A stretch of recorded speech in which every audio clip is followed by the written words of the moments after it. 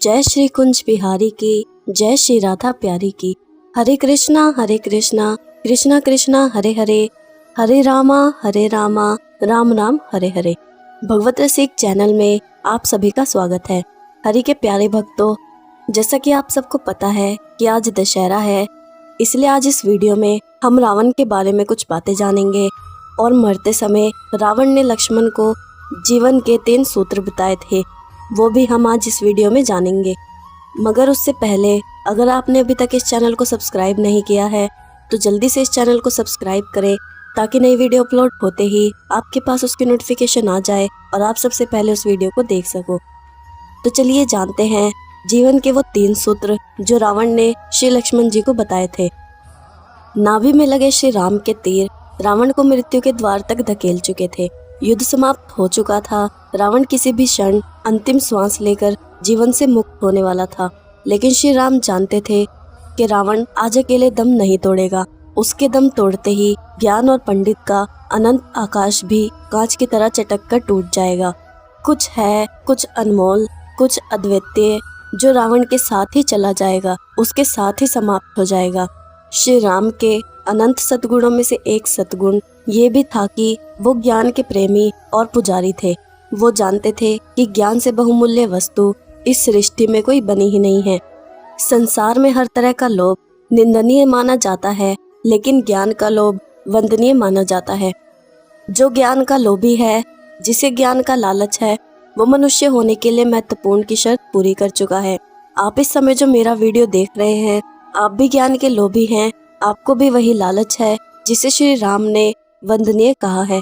मैं परमात्मा से प्रार्थना करूंगी कि आप इस लालच से कभी मुक्त न हो। श्री राम को आभास था कि ज्ञान का एक दिया बुझने से पहले दूसरा दिया जल जाना चाहिए। उन्होंने लक्ष्मण से कहा कि अनुज, इस पृथ्वी का प्रकाशतम महान विद्वान, महान ज्ञानी अंतिम सांस लेने वाला है। जाओ और उससे अनुरोध करो कि वो संसार से जाते जाते तुम्हारी झोली में कुछ रतन डाल जाए। लक्ष्मण को अपने भैया की ये बात कुछ ठीक नहीं लगी। वो बोले, भैया, ज्ञान गुरु से लिया जाता है और ये अधर्मी है, पापी है, ये मेरा गुरु कैसे हो सकता है। श्री राम ने मुस्कुराकर कहा, तुम अपने अंदर शिष्यत्व जागृत करो, फिर कण कण में तुम्हें गुरु के दर्शन होंगे। जाओ, ये सुअवसर अपने हाथों से जाने मत दो। उस दिन श्री राम ने कितना बड़ा सच कह दिया था। जिनको ये शिकायत है कि सच्चा गुरु नहीं मिला, जरूर उनके अंदर का शिष्य अभी सोया हुआ है। जिस दिन हम पवित्र होंगे, जिस दिन हमें शिष्यत्व आ गया, पग पग पर गुरु मिल जाएंगे। गुरु की जाति, आयु या वंशावली कभी नहीं पूछनी चाहिए। वो गुरु राम है या रावण, ये भी नहीं पूछना चाहिए। बस उसका ज्ञान पूछना चाहिए। जाति ना पूछो साधु की, पूछ लीजिए ज्ञान।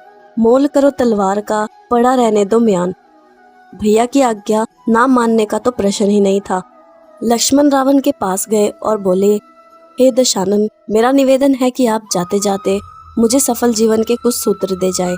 रावण ने सुना तो, लेकिन कहा कुछ नहीं, बस अपना मुंह फेर लिया। लक्ष्मण को गुस्सा आ गया और वो वापस श्री राम के पास जाकर बोले, प्राण जाने को है रावण के, लेकिन इसका अहंकार नहीं गया।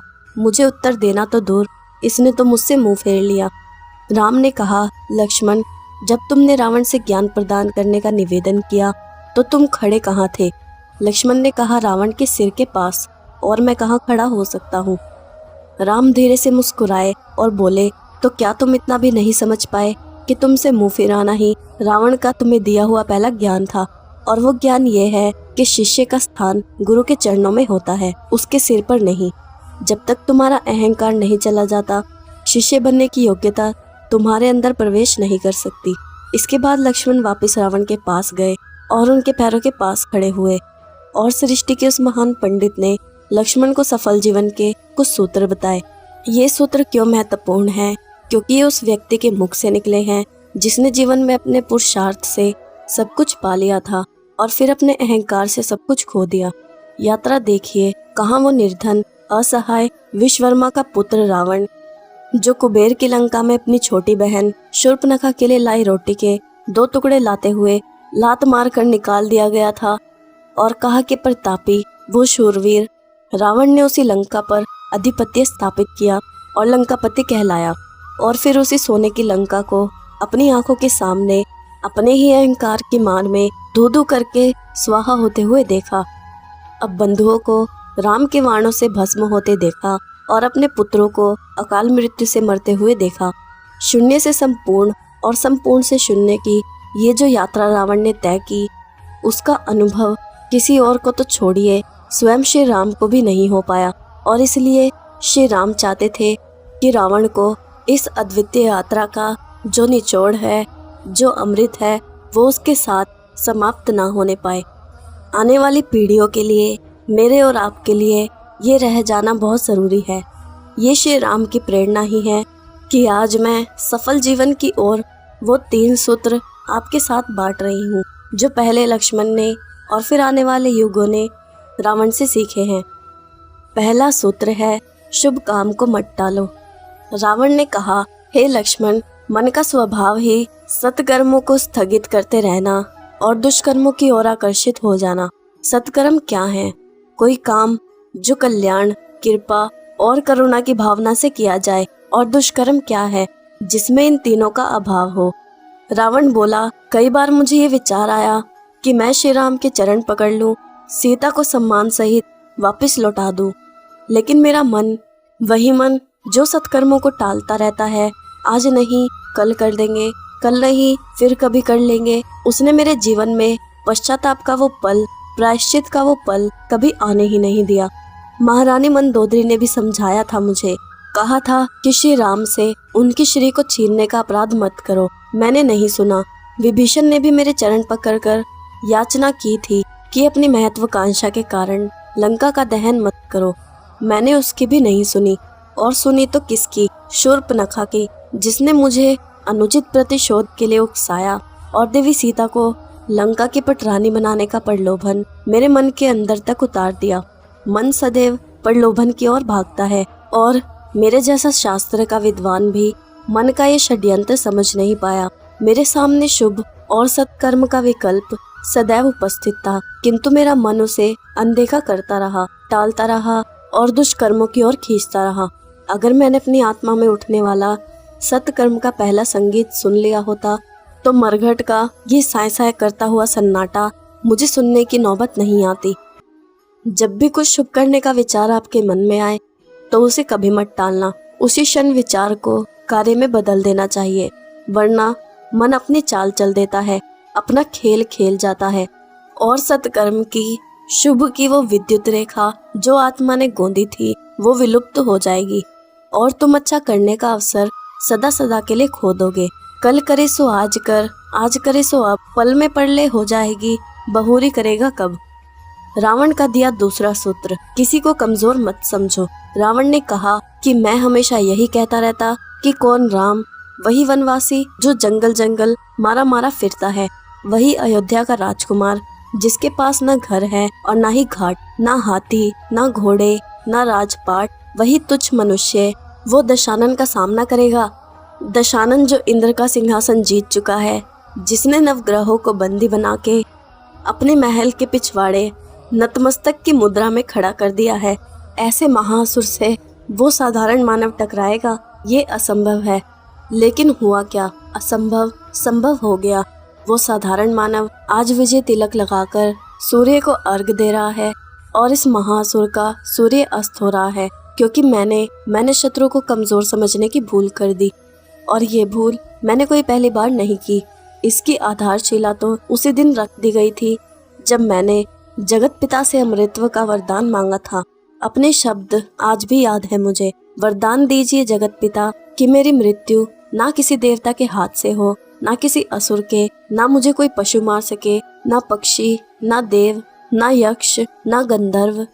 पशु पक्षी, देव, यक्ष, गंधर्व सबसे सुरक्षित कर लिया मैंने अपने आप को, लेकिन मनुष्य के विरुद्ध वरदान का कवच पहनूं, मैंने मनुष्य को इस लायक ही नहीं समझा। मेरा यही अहंकार मुझे ले डूबा। नियति ने राम का वेश लिया और काट दिए मेरे 10 सिर, उतार दिया मेरी नाभि में बाण। लक्ष्मण, तुम कभी अपने जीवन में ऐसी भूल मत करना। याद रखना कि तिनके को तीर और पर्वत को कंकड़ बनने में देर नहीं लगती। विरोधी कमजोर है, ये विचार भी यदि मन में आ जाए तो समझ लो तुमने आने वाले विनाश का मानचित्र खींच दिया। अपने पराजय को अपने हाथों निमंत्रण पत्र लिखकर भेज दिया।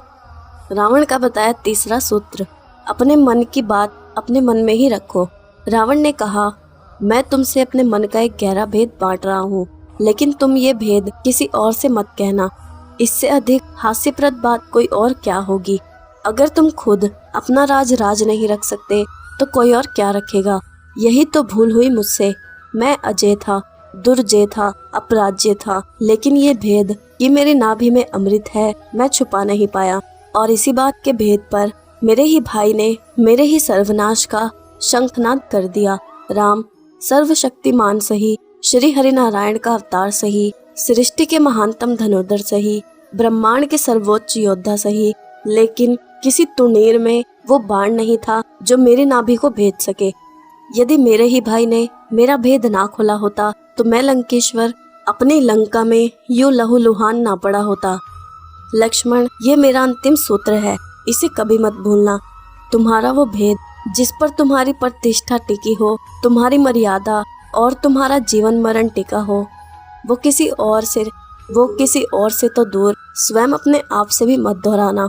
ये थे जीवन के वो सूत्र, वो मंत्र जो मैंने रावण से सीखे। आपने बड़े धैर्य से सुना, बड़े ध्यान से सुना, उसके लिए मैं आपकी आभारी हूँ। आशा करती हूँ कि आप ये वीडियो ज़्यादा से ज़्यादा शेयर करेंगे, जिससे और लोगों को भी ये सूत्र सुनने को मिलेंगे और मेरी कोशिश कामयाब रहेगी। अब मैं आपसे विदा लेती हूँ। अगर आपको ये वीडियो अच्छी लगी हो या आपको इससे कुछ सीखने को मिला हो तो इस वीडियो को लाइक और शेयर ज़रूर करना और मुझे कमेंट में ज़रूर बताना कि क्या आप अपने जीवन में कभी इन तीनों सूत्रों को अपनाएंगे। जय श्री कुंज बिहारी की, जय श्री राधा प्यारी की। हरे कृष्णा कृष्णा कृष्णा हरे हरे, हरे रामा राम राम हरे हरे।